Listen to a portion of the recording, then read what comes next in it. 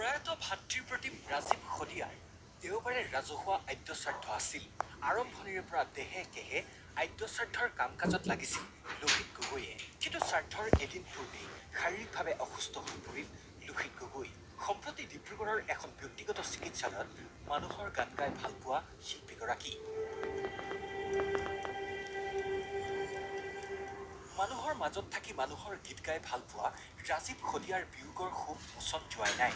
তেনে ক্ষণতেই ৰাজ্যৰ সাংস্কৃতিক জগতখনৰ বাবে আহিল আন এক উদ্বেগজনক খবৰ। হঠাৎ অসুস্থ হৈ পৰিল স্বদেশ স্বজাতিৰ গান গাই ভাল পোৱা লোহিত গগৈ।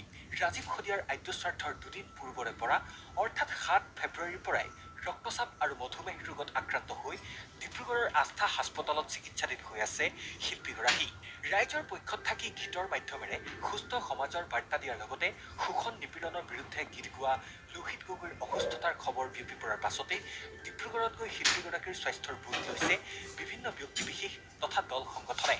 ৰাইজৰ আশীৰ্বাদতেই সোনকালে সুস্থ হৈ উঠিম বুলি আশাবাদী দৰদী শিল্পীগৰাকী। অসমৰ বিভিন্ন প্ৰান্তৰ পৰা দল সংগঠন খুব কম সময়ৰ ভিতৰতে যোৱাকালিৰ পৰা আজিলৈকে তেওঁলোকে দেখা দিবলৈ আহিছে। অন্তৰত সুখী হৈছোঁ, আন্তৰিকতাৰে তেওঁলোকে আশা কৰিছোঁ মোৰ আৰোগ্যৰ আশীৰ্বাদৰ কাৰণে মই আৰোগ্য হৈ উঠিছোঁ আৰু সকলোকে মোৰ ধন্যবাদ। 100% ভিতৰত প্ৰায় 50% মই সুস্থ হৈছোঁ। 2টা দিনত ডক্তৰৰ পৰামৰ্শ মতে মই ইয়াৰ পৰা যাবগৈ পাৰিম 2টা দিন থকাৰ পিছত।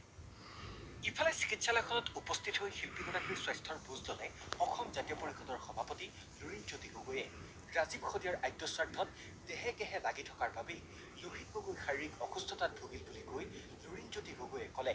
পুৱাৰ ভাগত তেওঁ যোৱাৰ প্ৰস্তুতি চলাইছিলে, কাৰণ বহু দিনৰ পৰা ৰাজীৱ শদিয়াৰ আদ্যশ্ৰাদ্ধৰ সমগ্ৰ কাম কাজ যিদিনাখন তেওঁ আমাৰ মাজৰ পৰা হেৰাই গ'ল সেই দিনটোৰ পৰাই সকলো প্ৰক্ৰিয়াত লাগি আছিল। কিন্তু যোৱাকালি হঠাতে বিভিন্ন ধৰণৰ সমস্যাই তেখেতক দেখা দিয়ে, বিশেষকৈ ৰক্তচাপজনিত এটা সমস্যাই দেখা দিয়ে, চুগাৰ বা মূৰ ঘূৰণি এনেকুৱা ধৰণৰ কথা বতৰাবোৰ সমস্যাই দেখা দিয়াৰ কাৰণে যোৱাকালি স্থানীয়ভাৱে তাতে মাৰ্ঘেৰিটা বা ডিব্ৰুতে তেওঁ চিকিৎসা কৰে আৰু আজি আস্থা হস্পিটেলত আহি চিকিৎসাধীন হৈ আছে। চিকিৎসকে জনোৱা মতে বিশেষ শাৰীৰিক জটিলতা নাই বাবে 2 এদিনতে ঘৰলৈ যাবলৈ দিয়া হ'ব লোহিত গগৈক। অৱশ্যে সম্পূৰ্ণ সুস্থ হ'বলৈ শিল্পীগৰাকীক প্ৰয়োজন হ'ব কিছু জিৰণিৰ। ডিব্ৰুগড়ৰ পৰা টমাছ বুঢ়াগোহাঁইৰ ৰিপৰ্ট, ND24।